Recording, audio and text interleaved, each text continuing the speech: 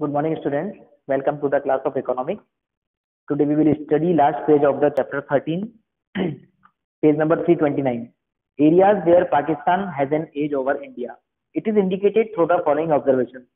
Starting from almost the same level as India and Pakistan has achieved better results with regard to migration of workforce from agriculture to industry और migration of people from rural to urban areas. India के मुकाबले पाकिस्तान में ज्यादा लोग success हुए हैं agriculture से industries में आने में और रूरल से अर्बन एरियाज में आने में. वहां पर अर्बनाइजेशन का परसेंटेज हमारे यहाँ से ज्यादा है.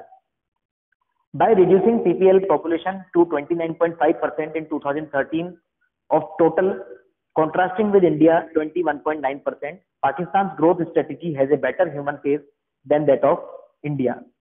तो उन्होंने अपनी जो बीपीएल पॉपुलेशन को कम किया है वो पहले बहुत ज्यादा थी और हमारे यहाँ पर जो परसेंटेज कम हुआ है वो कम है. वैसे हमारे यहाँ पर बीपीएल पॉपुलेशन कम है 21.9%, उनके यहाँ ज्यादा है 29.5%, but reduction is more in Pakistan. So it is given here that their growth strategy is better. Third is, even when the rate of investment in Pakistan has been lower than India, efficiency of investment, that is output per unit of capital, has been higher. उनका per unit of capital ज्यादा output उनको बन के मिल रहा है in comparison to India. Re-emergence of poverty in Pakistan. Starting with the process of plant development programs after independence, Pakistan relied largely on the policy of protection from foreign competition, assigning central role to public sector enterprises. Pakistan में plan development programme जब शुरू किया था तो उन्होंने अपनी country को protect किया था फॉरेन कंपटीशन से. Like in India, green revolution brought about A structural transformation in the economy of Pakistan. वहां पर भी ग्रीन रेवोल्यूशन के बाद बहुत ज्यादा चेंजेस आए हैं. Growth rate continued to remain low till Pakistan took to economic reforms in 1988, shifting its priorities from protection to competition and opening up the economy to the global investors. उनकी growth rate फिर भी कम है जबकि उन्होंने 1988 में अपने outward looking strategy को शुरू कर दिया था जैसे इंडिया ने किया था.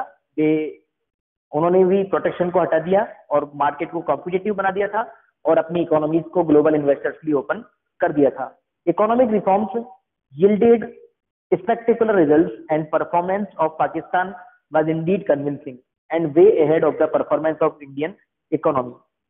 After this, their performance is far better and better than India. But when everything was sailing smooth, सब कुछ अच्छा हो रहा था, Pakistan seems to have been slipping into poverty mode once again. बाद में वापस से poverty में जाने लग गया. इसलिए 2011 में इंडिया और चाइना का ग्रोथ जीडीपी ग्रोथ था 8.4 एंड 9.5%, जबकि पाकिस्तान का था only 2.6%. It may be because of terrorism and political instability.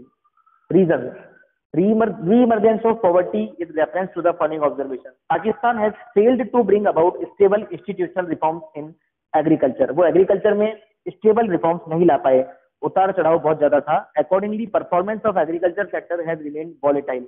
उनके एग्रीकल्चर सेक्टर में अप्स एंड डाउन बहुत ज्यादा हैं and highly vulnerable to climatic conditions, और वो क्लाइमेट के द्वारा बहुत ज्यादा अफेक्टेड है. Good harvest depends largely on good monsoon. तो अगर उनको अच्छी हार्वेस्टिंग चाहिए तो उनको अच्छे मानसून की जरूरत पड़ती है. वहां पर इरिगेशन फैसिलिटीज ज्यादा अच्छी नहीं है. For its foreign exchange requirements, Pakistan has relied largely on remittances from abroad. उनको अपने फॉरेन एक्सचेंज रिक्वायरमेंट के लिए अधिकतर बाहर से उधार लेना पड़ता है एंड एग्रीकल्चरल एक्सपोर्ट्स, और या फिर अपने एग्रीकल्चर एक्सपोर्ट से वो अर्निंग करते हैं. A setback to these sources of foreign exchange has caused a corresponding setback to the process of growth. Foreign exchange की कमी के कारण उनके यहाँ पर growth process भी कम हो रही है. Lack of political stability is the another reason which has caused huge public expenditure on law and order.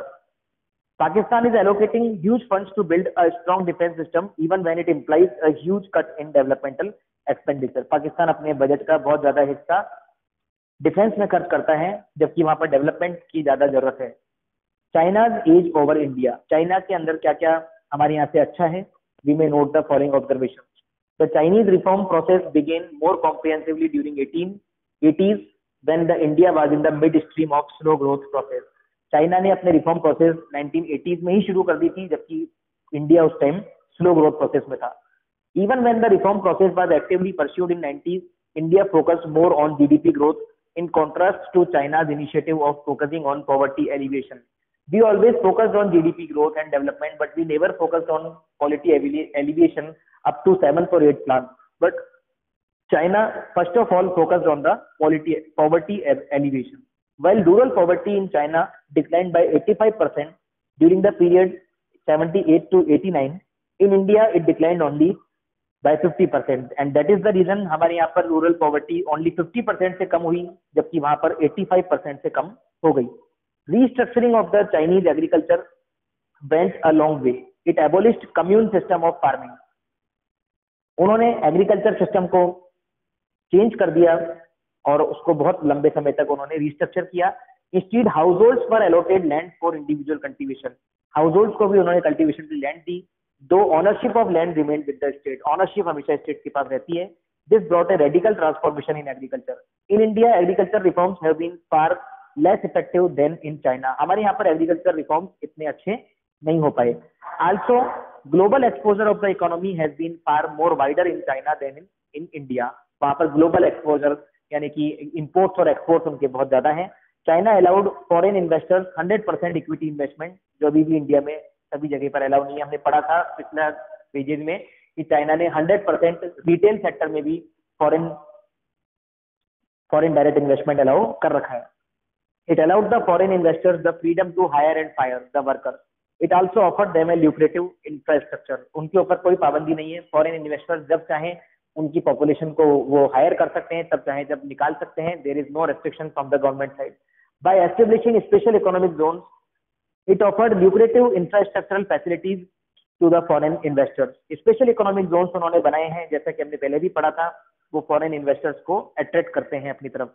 China was liberal in allowing FDI in retail. जैसा कि मैंने आपको बताया, रिटेल सेक्टर में भी वहां पर एफडीआई अलाउ है. In all these respect India remained far behind. But in सब चीजों में इंडिया बहुत पीछे है. As a matter of fact India has been providing protection to the labour intensive segments of the economy. और जबकि India सबसे ज्यादा प्रोटेक्शन प्रोवाइड करता है लेबर इंटेंसिव सेगमेंट्स को, यानी कि स्मॉल स्केल इंडस्ट्रीज को, और काफी लेबर को वो और भी प्रोटेक्शन प्रोवाइड करता है. It is owing to these factors that China has emerged as the second largest economy in the world in terms of its percentage share in the global GDP, while India is lagging behind. China second number पर है in terms of percentage in the global GDP. Commune system का मतलब होता है collectivized agriculture was implemented in 1970 as one solution to the problem. The structure of the commune was such that households were organized into teams, then teams formed villages and villages formed the commune. Peasants pooled their land to create larger fields that could yield greater output and shared farm implements. तो इसमें क्या होता है, सारी जमीनों को आपस में मिला दिया जाता है. सारी जमीनें, सारी लैंड्स की ओनरशिप गवर्नमेंट के पास होती है, स्टेट के पास होती है, और फार्मर्स उसमें फार्मिंग करते हैं और उसकी यील्ड उनको ज्यादा से ज्यादा आउटपुट मिलता है. क्योंकि जितना हम जमीनों को मिलाकर खेती करेंगे तो उसमें खर्चा भी कम आता है और आउटपुट भी ज्यादा मिलता है. So this chapter is complete. You prepare notes and post in the group. Also come to school for getting your copies checked, and only after that you will get the internal marks of the notebook submission. From tomorrow we will study macroeconomics book. So get prepared your book from tomorrow. Have a good day.